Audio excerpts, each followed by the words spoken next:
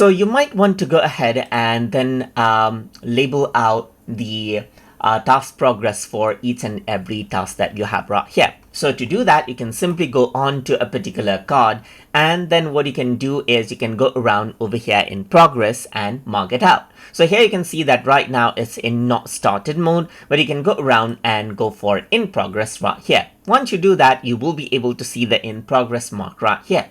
Let's say if this is completed, then you can simply go around over here and mark this out right here as completed, just like this. And that is completed right here. So you can see that this is a completed task, and you can even see who marked it as completed.